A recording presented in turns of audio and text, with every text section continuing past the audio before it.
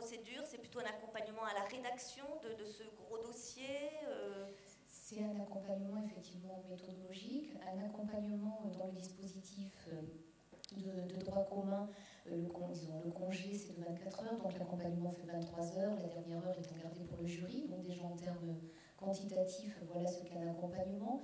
Ce sont des entretiens soit en individuel, soit en collectif, suivant l'objectif de la séquence.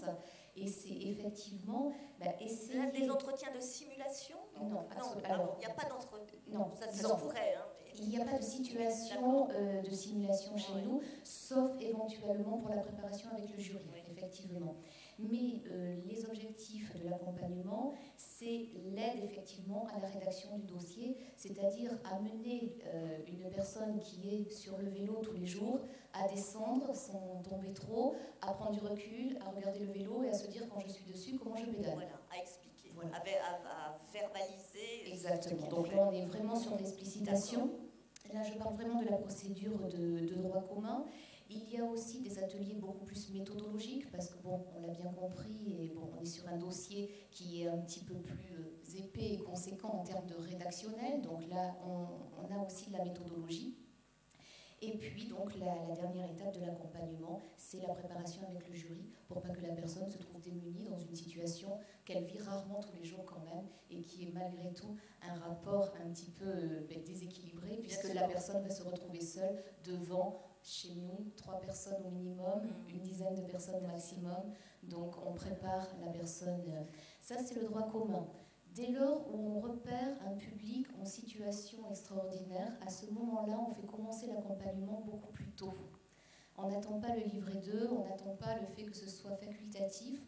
On appelle ça de l'accompagnement renforcé et du soutien, on va dire. Alors évidemment, on n'est pas sur le même type de fonds, et d'ailleurs en début de démarche, on est sur les fonds du service public, et on aide la personne dès l'élaboration du livret 1, et on essaie de mobiliser son environnement aussi professionnel ou personnel pour l'aider déjà à remettre le premier livret de recevabilité. D'accord. Alors, on a fait un petit peu le tour donc, de la question de tous ces freins et les leviers donc, au dispositif même. Hein. Alors, je vais donner la parole. Oui ? C'est possible, je voudrais ajouter quelque chose. Simplement, on a parlé de l'information sur la VAE, et depuis ce matin, j'entends dire que la VAE, c'est complexe, compliqué, que personne s'y retrouve.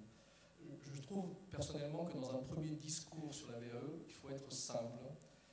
Je pense qu'un candidat à VAE n'a pas besoin de savoir que le ministère du Travail valide différemment de l'Éducation nationale et des livrets et ainsi de suite. Une VAE, c'est une recevabilité obligatoire pour tout le monde, un accompagnement et un passage devant un jury. Ça, c'est valable pour tout le monde. Oui, si sauf on s'en tient là... Justement, est-ce que celui qui va entrer dans le processus de VAE, comment fait-il pour choisir le certificateur qui lui sera le mieux adapté? Parce qu'il faut qu'il connaisse la différence pour choisir le certificateur qui lui permettra de réussir. Je dirais déjà d'un point de vue pratique qu'on ne choisit pas le certificateur, on choisit le titre ou le diplôme qui est le plus approprié à son expérience professionnelle. Ensuite, en fonction des choix que l'on a, Éducation nationale, ministère du Travail et autres, on peut se dire, si j'ai le choix d'aller ici ou d'aller là, lequel est le plus pertinent par rapport à ma situation. Mais pour moi, c'est une deuxième étape, qui parfois ne se pose jamais parce que le ministère du Travail n'a pas la réponse ou l'Éducation nationale ne l'a pas. Donc déjà, je pense qu'il faut qu'on arrive à scinder un petit peu les étapes, même si elles sont souvent très rapprochées, et même si souvent, donc il faut qu'on essaie de se simplifier nous-mêmes par rapport à ces choses-là, et qu'on évite d'entrer dans le conseil de « il vaut mieux aller ici parce que c'est comme ça que là ». Non, d'abord, quelles compétences j'ai acquis et quel est le titre ou le diplôme qui est le plus cohérent, quel est le référentiel qui colle le plus à mon savoir-faire. C'est le fait que les compétences collent au référentiel qui font que j'ai des chances de réussite. Voilà. Ensuite, il y a un autre facteur. Première chose. Deuxième chose que je voulais dire aussi, c'est que nous parlons aujourd'hui de la reconnaissance des compétences des personnes handicapées, et nous parlons quasiment exclusivement de VAE. Eh bien, il n'y a pas que la VAE qui permet de reconnaître les compétences.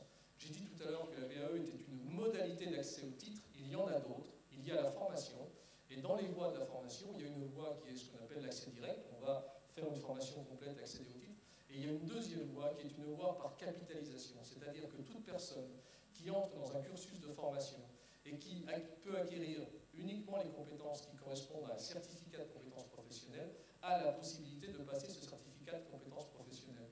Pour le dire autrement, une une personne handicapée aujourd'hui qui a de l'expérience, qui correspond grosso modo à un module, à un certificat de compétences, qui vient faire une petite formation de 1 semaine ou 2 dans un organisme de formation agréé, pourra passer le certificat de compétences. Il ne faut pas qu'on oublie ça.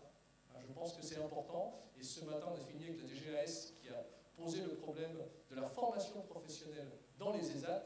Et je pense que la formation professionnelle dans les ESAT a toute sa place et que la formation professionnelle peut amener à acquérir des titres et des compétences palier par palier, certificat de compétences par certificat de compétences au niveau du ministère du Travail. Il ne faut pas qu'on l'oublie. Très bien de l'avoir rappelé, merci. Je voulais juste rajouter que nationalement, malgré tout, la validation est très structurée et que dans chaque département, il y a des points relais conseils et que c'est eux qui sont à même d'amener cette information et de diriger donc vers le titre, le diplôme ou la certification professionnelle la plus adaptée aux compétences mises en œuvre. Et dès lors, il y a un certificateur derrière et le parcours est déjà balisé normalement à l'origine. D'accord. Alors, on va s'approcher de la fin de cette première table ronde en donnant la parole à Pierrot Amoureux, le chronophage de service. Et donc, comme j'ai vu comment vous procédiez ce matin, je vous donne 5 minutes et je vous enlève le micro après. 5 minutes pour faire une synthèse. On va être optimiste sur les pistes de progrès liées au dispositif même. Et tout cela pour donner la parole à la salle après. Complètement. Ouais. Les pistes de progrès qui apparaissent prioritaires, j'avais un mot à dire, c'était accessibilité. Accessibilité. Comment rendre toutes ces choses-là accessibles? Ce que je dis, c'est au regard de notre expérience, mais ce qui a de la valeur, c'est ce qui se vit ici. Et j'aime beaucoup dire que c'est important de tricoter fin avec l'existant. Parce que c'est bien parce qu'on va s'appuyer sur l'histoire que les choses vont avancer. Et qu'on se pose peut-être cette question-là, comment tricoter fin ensemble pour qu'il y ait cette notion d'accessibilité. Et puis je crois que vous avez beaucoup débattu, ou on a beaucoup débattu, de la VAE. Moi, ce qui me semblerait être important de pointer, c'est les notions de reconnaissance qui sont préalables à la VAE.